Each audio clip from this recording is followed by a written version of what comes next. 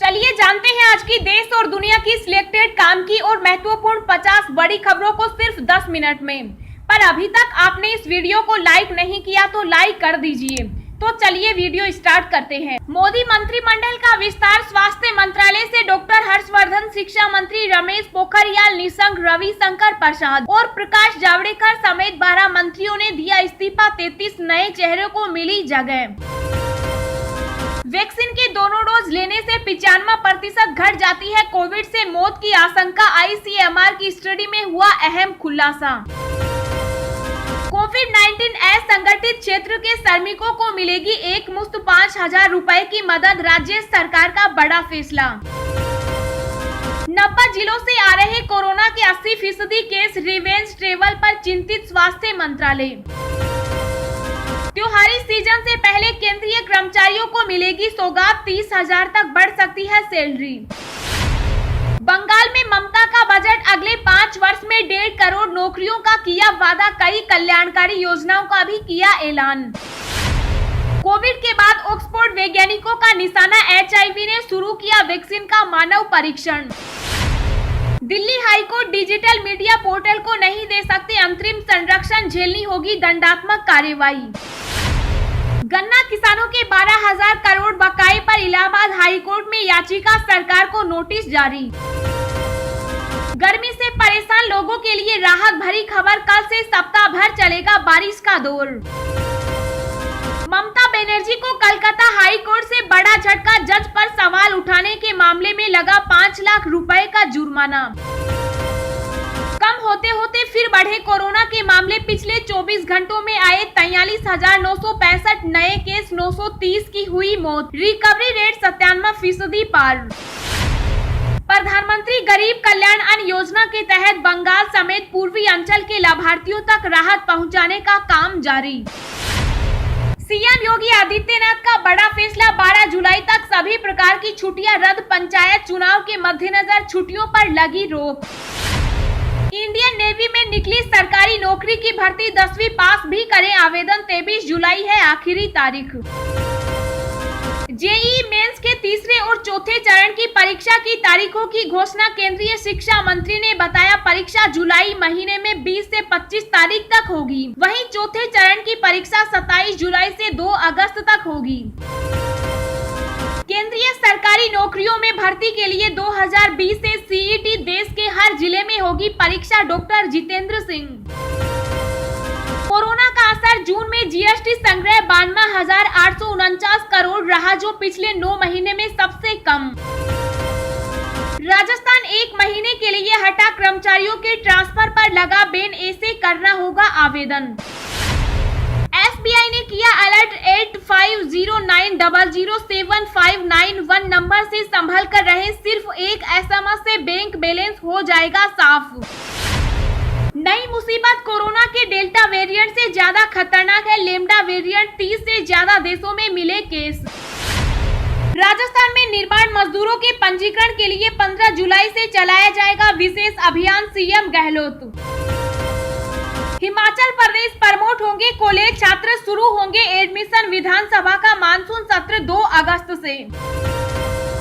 आपकी लिपस्टिक जहरीली तो नहीं। मिलाया जा रहा है फ्लोरीन नामक खतरनाक केमिकल। जी हाँ दोस्तों, और भी बहुत बड़ी काम की खबरें निकल कर आ रही हैं, इसलिए वीडियो को लास्ट तक जरूर देखना। तो चलिए अब जानते हैं जो महत्वपूर्ण काम की खबरें हैं उनको विस्तार से।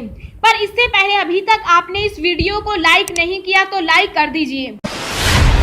मोदी मंत्रिमंडल का विस्तार। स्वास्थ्य मंत्रालय से डॉक्टर हर्षवर्धन, शिक्षा मंत्री रमेश पोखरियाल, रविशंकर प्रसाद और प्रकाश जावड़ेकर समेत 12 मंत्रियों ने दिया इस्तीफा। 33 नए चेहरों को मिली जगह। जी हां, प्रधानमंत्री मोदी ने अपनी कैबिनेट में बड़ी फेरबदल कर दी है। कई पुराने मंत्रियों को कार्यभार से मुक्त किया गया तो कई नए चेहरों को मंत्रिमंडल में जगह भी मिली है। जिन्हें कार्य मुक्त किया गया उनमें स्वास्थ्य मंत्री डॉक्टर हर्षवर्धन, शिक्षा मंत्री रमेश पोखरियाल निशंक, IT मंत्री रविशंकर प्रसाद, प्रकाश जावड़ेकर, संतोष गंगवार समेत 13 मंत्रियों ने दिया इस्तीफा। मोदी सरकार के दूसरे कार्यकाल के पहले कैबिनेट विस्तार में बुधवार को 43 मंत्रियों को पद एवं गोपनीयता की शपथ दिलाई गई। इनमें 33 नए चेहरे हैं जबकि 7 मंत्रियों का प्रमोशन किया गया है। वैक्सीन के दोनों डोज लेने से जाती है कोविड से मौत की आशंका, ICMR की स्टडी में हुआ अहम खुलासा। जी हाँ, पूरे देश में कोविड-19 से बचाव के लिए टीकाकरण चल रहा है। इसे लेकर कई खबरें आ रही हैं, जिसमें वैक्सीन के कोविड के विभिन्न वेरिएंट्स और गंभीर संक्रमण के खिलाफ प्रभावकारिता की खबरें भी शामिल है। अब वैक्सीन द्वारा कोविड से होने वाली मौत को रोकने से जुड़ी अहम खबर आई है। Indian council of medical research ने एक स्टडी की है, जिसमें सामने आया है कि वैक्सीन के दोनों डोज लेने से कोविड के कारण मौत की आशंका 95% घट जाती है। वहीं एक डोज लेने वाले लोगों में यह खतरा 82% घट जाता है। तमिलनाडु पुलिस विभाग के 1,17,524 कर्मचारियों पर की गई यह study Indian journal of medical research में प्रकाशित हुई है। मोदी मंत्रिमंडल के मंत्रियों के बीच विभागों का बंटवारा, अमित शाह को इस नए मंत्रालय का मिला जिम्मा। जी हां, मोदी मंत्रिमंडल के विस्तार के बाद मंत्रियों के विभागों का बंटवारा भी शुरू हो गया। केंद्रीय गृह मंत्री अमित शाह को अब 2 नए मंत्रालयों की जिम्मेदारी दी गई है। अमित शाह सहकारिता मंत्रालय की जिम्मेदारी संभालेंगे। कल ही सरकार ने इस मंत्रालय का गठन किया है। केंद्रीय मंत्रिमंडल से हटाए गए डॉक्टर हर्षवर्धन के स्वास्थ्य विभाग का जिम्मा मनसुख मांडविया को दिया गया है। सरकार ने बड़ा फैसला करते हुए स्वास्थ्य मंत्रालय के साथ साथ केमिकल और फर्टिलाइजर मंत्रालय का जिम्मा भी मनसुख मांडविया को दिया है। मोदी सरकार ने बड़ा फैसला करते हुए स्वास्थ्य मंत्रालय के साथ केमिकल एंड फर्टिलाइजर मिनिस्ट्री को जोड़ दिया है। कोरोना काल में दवाओं को लेकर जिस तरह का मामला सामने आया, उसके बाद स्वास्थ्य मंत्रालय और केमिकल फर्टिलाइजर को एक साथ किया गया। डॉक्टर मंजू पारा महेंद्र भाई को बाल विकास विभाग का राज्य मंत्री बनाया गया, जबकि स्मृति ईरानी मंत्रालय की केंद्रीय मंत्री होंगी। रेल मंत्री की जिम्मेदारी संभाल रहे पीयूष गोयल को अब कपड़ा मंत्रालय की जिम्मेदारी दी गई। पीयूष गोयल के पास कॉमर्स और उपभोक्ता मामलों की जिम्मेदारी दी गई। अश्विनी वैष्णव देश के नए रेल मंत्री का कामकाज संभालेंगे। त्योहारी सीजन से पहले केंद्रीय कर्मचारियों को मिलेगी सौगात, 30,000 तक बढ़ सकती है सैलरी। जी हां, त्योहारी सीजन शुरू होने से पहले ही केंद्र सरकार कर्मचारियों को खुशियों की सौगात देने वाली है। तभी तो महंगाई भत्ते और महंगाई राहत में संभावित बढ़ोतरी के चलते कर्मचारियों और पेंशन भोगियों के वेतन में अच्छा इजाफा हो सकता है। इससे अलग अलग कैटेगरी के अनुसार 30,000 रूपए तक की बढ़ोतरी हो सकती है। मौजूदा समय में DA 17% के हिसाब से दिया जा रहा है, लेकिन इसे लगभग 30% तक ले जाया जा सकता है। फाइनेंशियल एक्सप्रेस की रिपोर्ट के अनुसार परंपरागत रूप से DA DR पर केंद्र सरकार वित्त वर्ष 2022 में DA DR वृद्धि का कुल बजटीय प्रभाव लगभग 30,000 करोड़ रुपए खर्च कर सकती है। वहीं राज्यों में भी इस पैटर्न का पालन करने पर करीब 60,000 करोड़ रुपए खर्च करने की उम्मीद है। आपकी लिपस्टिक जहरीली तो नहीं, मिलाया जा रहा है ये खतरनाक केमिकल। जी हाँ, अब हम आपको एक ऐसे खतरे के बारे में बताएंगे जिसमें सावधानी ही आपको बचा सकती है, और मेकअप की शौकीन महिलाओं को ये खबर जरूर जाननी चाहिए। ये खबर उन युवाओं के लिए भी बहुत जरूरी है जो सोशल मीडिया स्टार बनने के लिए खूबसूरती पर ज्यादा ध्यान देते हैं और कॉस्मेटिक्स का ज्यादा इस्तेमाल करते हैं। चेहरे को खूबसूरत बनाने में इस्तेमाल होने वाले कॉस्मेटिक जैसे लिपस्टिक, आई शेडो और मस्करा में एक जहरीली केमिकल पाया जाता है। स्टडी में बताया गया है कि मेकअप प्रोडक्ट में जहरीली केमिकल फ्लोरीन मिला हुआ है। ये स्टडी कैलिफोर्निया की ग्रीन साइंस पॉलिसी इंस्टीट्यूट ने की है। इस संस्था ने विश्व के 70 से ज्यादा जाने माने कॉस्मेटिक्स ब्रांड्स पर ये स्टडी की है। कॉस्मेटिक्स में पाया गया है कि फ्लोरीन एक ऐसा केमिकल है जिसका इस्तेमाल कीटनाशकों में किया जाता है। ये बहुत जहरीली रसायन है। इस केमिकल के संपर्क में आने पर आप कई तरह की गंभीर बीमारियों का शिकार हो सकते हैं। भारत में महिलाएं औसतन एक साल में 22 ग्राम लिपस्टिक खा जाती हैं, और हमें लगता है कि इस लिहाज से ये रिसर्च डराने वाली है। बंगाल बजट, अगले 5 वर्ष में 1.5 करोड़ नौकरियों का वादा, कई कल्याणकारी योजनाओं का भी ऐलान। जी हां, हाल में संपन्न विधानसभा चुनाव में प्रचंड जीत के बाद लगातार तीसरी बार सत्ता में आई ममता सरकार ने विधानसभा में राज्य का बजट पेश किया। तीसरी बार सरकार बनाने के बाद अपने पहले बजट में कई कल्याणकारी योजनाओं के साथ राज्य सरकार ने रोजगार को लेकर बड़ा ऐलान किया। ममता सरकार ने वित्तीय वर्ष 2021-22 का बजट पेश करते हुए अगले 5 सालों में 1.5 करोड़ नौकरियों का वादा किया। हालांकि उन्होंने 7 करोड़ रुपए के घाटे का बजट पेश किया। दिन भर की ताजा खबरें सोशल मीडिया पर पाने के लिए आप हमें फेसबुक, ट्विटर, टेलीग्राम पर ज्वाइन करें। लिंक नीचे डिस्क्रिप्शन में दी गई है। इसके साथ ही खबरें सबसे पहले पाने के लिए चैनल को सब्सक्राइब करें और बेल आइकन को प्रेस करके ऑल को सेलेक्ट करें।